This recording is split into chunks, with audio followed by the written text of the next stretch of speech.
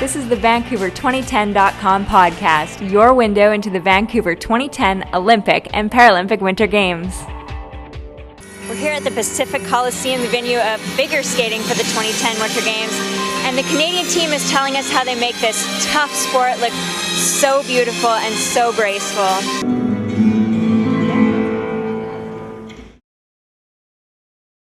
During the competition at the Games, skaters will have to do, for the singles and pairs, a short program and a free program.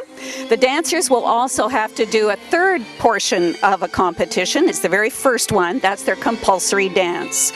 You will be seeing two different panels of judges. One panel, the normal panel, the panel that you're probably familiar with, they judge how well an element is done. They also judge how well the program is executed, whether there's feeling and emotion, how the musicality is received, how the skaters cover the ice. The second panel of judges are called the technical panel. These are the folks who actually identify what the various moves are in skating, what jump it is, what spin it is.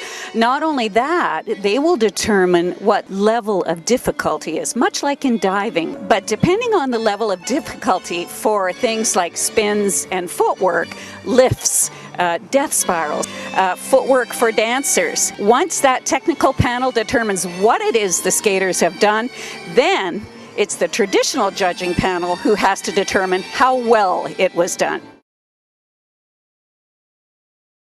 What you're really looking for is connection between the partner, skating together, skating close together, and really matching and creating connection between them and the partner, so you believe that the performance is about the music. You have to know each other really well because you have to be able to move as one. How do you communicate out there? Are you talking on the ice? Yeah, sometimes we do. I mean, Bryce and I are pretty good to communicate without talking anyways. I mean, when we first started skating together, I wouldn't speak English and he couldn't speak French, so we had to find a way to understand each other. So we're pretty good at that. What are some key words that work for you two? It depends on the moment. It depends on what element we're doing. Brace yourself. Yeah, nothing quite that intense. It's more just stay calm and stay focused, just keep going, stuff like that. Tell us what happens in the kiss and cry area. What's that experience like? It can be one of the most, if you skate well, it can be one of the most relaxing places in the world. And if you don't, it's the most tension-filled, stressful. You want to get out of there kind of place. I'd have to say biggest challenges in pairs are just that trust factor.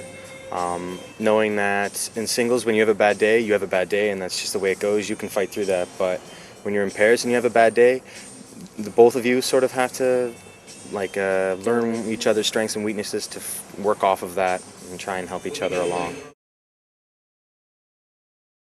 The principal thing that makes ice dance different than pairs is the predominance of staying on the ice. Okay. So the technical difficulty, the performance is coming from the ice up into the body, where in pair skating so much of the performance is about what's in the air. When you look at the lifts, they're very high in the air, the throws are very dynamic, and for a dance team it's about what's happening at their feet. It's the perfect expression on the ice. You have a lot of constrictions in a lot of the other sports, and I felt like in dance you have that freedom of emotion. When I was younger, I liked the costumes, so I'm not gonna lie.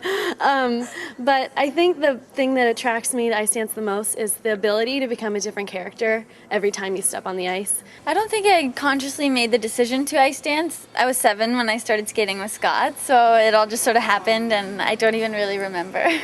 Yeah, I just did it because I got to skate with a girl. That was pretty much my pull. How does the drama or the emotion in a program play out on the ice? How do you make that chemistry work? Our dance is flamenco, so it's very passionate and it's very musical and involved with one another.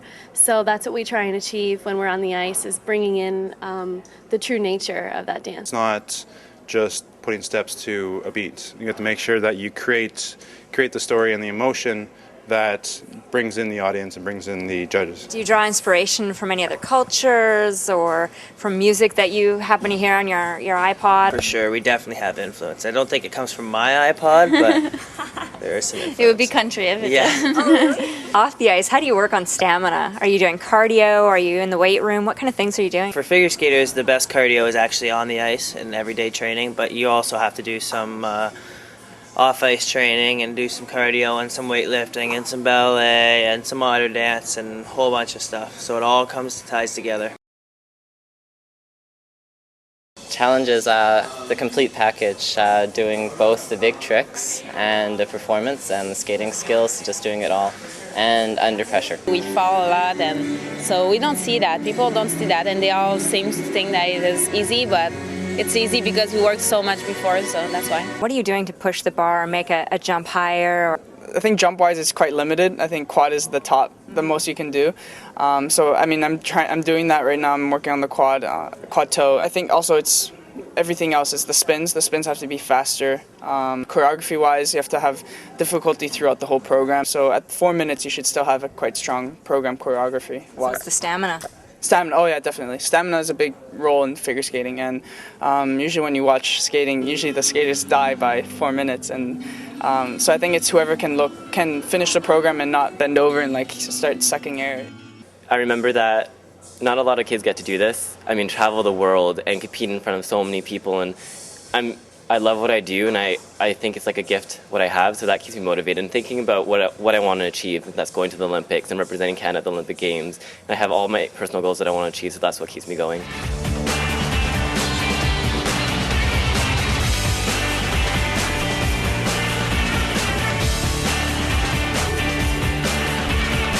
To learn more about this sport or for other podcasts, go to Vancouver2010.com.